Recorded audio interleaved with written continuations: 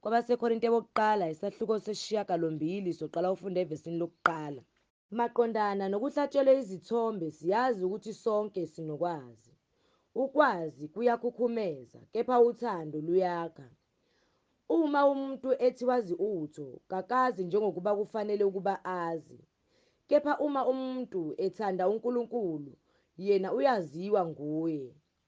Ngakho-ke, maqondana nokudla okuhlatshelwe izithombe, siyazi ukuthi asikho isithombe ezweni nokuthi akakho omunye uNkulunkulu, munye kuphela.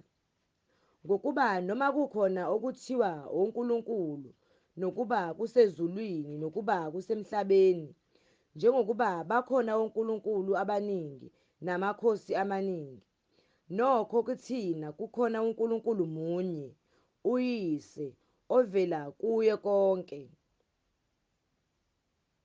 Nathi sikhonela yena, neNkosi inye, uJesu Kristu, okungaye konke. Nathi sikhona ngaye. Kepha kulokho kwazi akukho kubo bonke, kodwa abanye.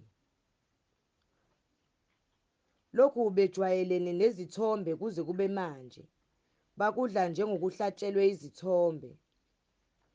Nonembeza wabo obuthakathaka uyangcola. Kepha ukudla akusisondezi kuNkulunkulu, ngokuba noma singadli asilahlekelwa lutho, noma sidla asizuzi lutho. Qaphelani kodwa futhi leli lungelo lenu libe yisikhubekiso kwababuthakathaka. Ngokuba uma umuntu ekubona wena enokwazi uhlezi ekudleni ethempelini lesithombe, unembeza walowo osebuthakathaka akayikududeka yini aze adle okuhlatshelwe isithombe na? Khona obuthakathaka useyabhubha ngenxa yokwazi kwakho, engumzalwane amfelayo uKristu. Kanjalo uma nona kubazalwane, nilimaza unembeza wabo obuthakathaka, niyona kuKristu. Ngalokhu uma ukudla kumkhubekisa umzalwane wami, angisoze ngadla nyama kuze kube phakade, ukuze ngingamkhubekisi umzalwane wami.